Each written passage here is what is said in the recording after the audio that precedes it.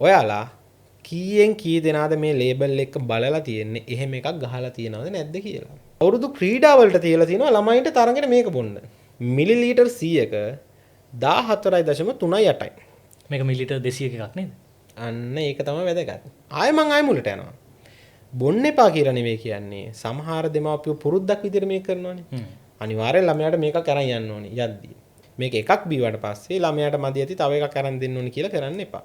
නීතියක් තියෙනවා රසකාරක හෝ රස ප්‍රවර්ධක අවුරුදු 3ට අඩු ළමයි පාවිච්චි කරන ආහාර වලට දාන්න බෑ. ඒක බලලා දුන්නද නැද්ද? ඒකයි. එතකොට වැරද්ද කාගේද? PHI ගේ වැරද්දක් තියනවාද? දැන් මුලින් අර චෝදනාත්මකව අහනවනේ දැන් මේ කෝ PHI ලා කියලා අහනවා. ඔව්. දැන් PHI ලා වැරද්දක් තියනව නෑ. ඒක යා ලේබර් රෙගුලේෂන් අනුව ගහලා තියෙනවා. මේක තියෙන්නේ මේ වයස අවුරුදු 3ට අඩු ළමුන් සඳහා සුදුසු නොවේ යා ගහලා තියෙනවා. හරි ලේබර් රෙගුලේෂන් ඕකේ.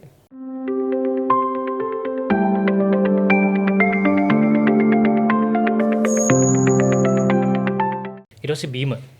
හරි බීම. නිකන් දැන් තව දෙයක් අහන්න පුළුවන් අපිට.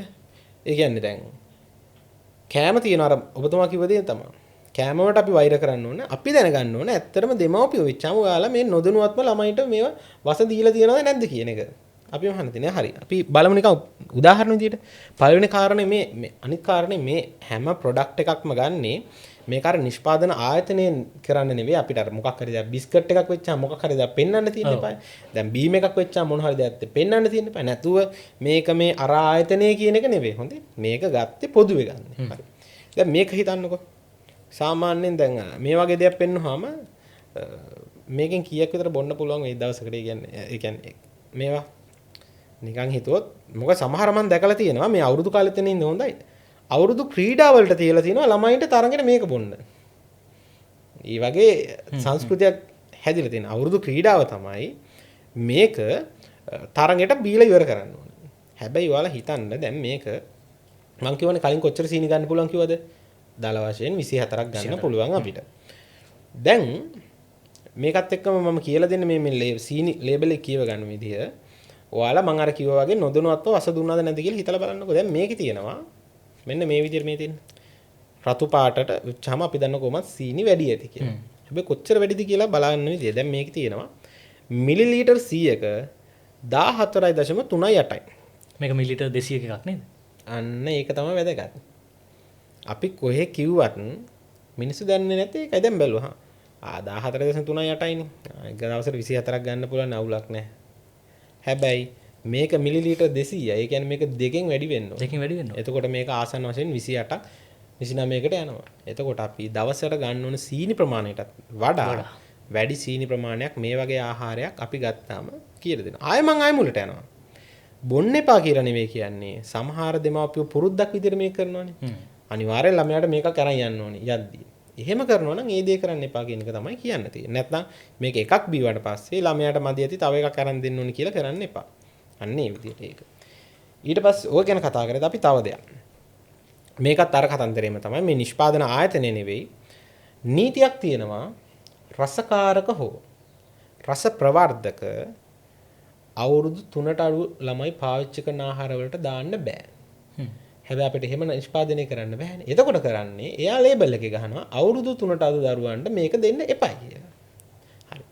මේක ඉතින් දැක්ක ගාම ඉතින් තේරෙනවද මොකක්ද කියලා? ඔයාලා කීයෙන් කී දෙනාද මේ ලේබල් එක බලලා තියෙන්නේ එහෙම එකක් ගහලා තියෙනවද නැද්ද කියලා. ළමයාට දීලා තියෙනවද නැද්ද කියන එක ඔයා හිතන්නකෝ මතක් කරන්නකෝ. ඔයා පාරිභෝගික විදියට ඒක බලලා දුන්නද නැද්ද? ඒකයි. එතකොට වැරද්ද කාගේද? PHI ගේ වැරද්දක් තියනවද? දැන් මුලින් අර චෝදනාත්මකව අහනවනේ දැන් මේ කෝ PHI ලා කියලා අහනවා. ඔව්. දැන් PHI ලා වැරද්දක් තියනව නෑ. ඒක යා ලේබර් රෙගුලේෂන් අනුව ගහලා තියෙනවා. මේක තියෙන්නේ මේ වයස අවුරුදු 3ට අඩු ළමුන් සඳහා සුදුසු නොවේ යා ගහලා තියෙනවා. හරි ලේබර් රෙගුලේෂන් ඕකේ. වෙලෙන්ද වැරදිද නෑ. වෙලෙන්දත් විකුණනවා. ඉතින් ඔය ලේබර් රෙගුලේෂන් වල අනුකූලයි. නිෂ්පාදකයා අවුලකුත් නෑ. නිෂ්පාදකයාත් ගහලා. එයාගේ වගකීම කරලා තියෙනවනේ. කරලා තියෙනවා. කවුද මේක බලන්න නැතුව බීවේ? සහ ළමයින්ට දුන්නේ. අන්න ඒකයි මෙතෙන්දි බලන්න ඕන. අනිත් කාරණේ මේකේ තියෙනවා තව ගොඩක් වෙලාවට අපි දැකලා ඇති බීම බෝතල් මේ ළඟදිත් ඔය මන් ටවුන් එකේදී ඇල්ලුවා සහ පළවෙනි පාරින් දා උපදෙස් දුන්නා. තියලා යනවා හොඳට මෙන්න මේ බෝතලේ අවුව වැටෙන තැන්වල. නිෂ්පාදකයා ගහලා තියෙනවා හිරුවෙලේ නොවැටෙන සිසිල් වියලි ස්ථානයක තියන්න කියලා. දැන් නිෂ්පාදකයා වැරදිද? හරිද? ඒ වගේ තැනක් තිබිලා ක්‍රියාමාර්ග ගත්තේ නැත්නම් ඒක නිලධාරීන්ගේ වැරද්දක් වෙන්නත් පුළුවන්. හැබැයි මේ මොන දේ වුණත් ඒ වගේ තැනක තියෙන ආහාරය මිලදී ගන්නවා නම් ඔයාලා යද්දි දකින්නවා මේ බීම බෝතල් තියලා තියෙන හිරුවෙලි වැටෙන තැනක සහ වතුර බෝතල් විශේෂයෙන්ම. මොකද මිනිස්සු කරන්නේ බීම තියනවා කියලා කියන්න ඉස්සරම ගහලා තියෙනවා. ඔයාලා ඒක ගන්නවයි කියන්නේ ඒ වෙලෙන්දා උත්ප්‍රේරණය කරනවා තවත් ඒ වගේ දේවල් කරන්න. හැබැයි දැන් ඔන්න ඔයාලා දන්නවා මෙහෙම දෙයක් තියෙනවා කියලා මේ කැම් ගහලා හිරුවෙලිය සහ සිරුවෙලිය මේ රහිත සිසිල් වියලි ස්ථානයක තියෙන කියලා. උතට ඔයාලා බලන්න පුළුවන් බීමයක් ගත්ත ගමන් මෙහෙම දෙයක් ගහලා තියෙනවද කියන එක. ඉතින් තවත් අපි ඉස්සරහට ලේබල් ගැන කතා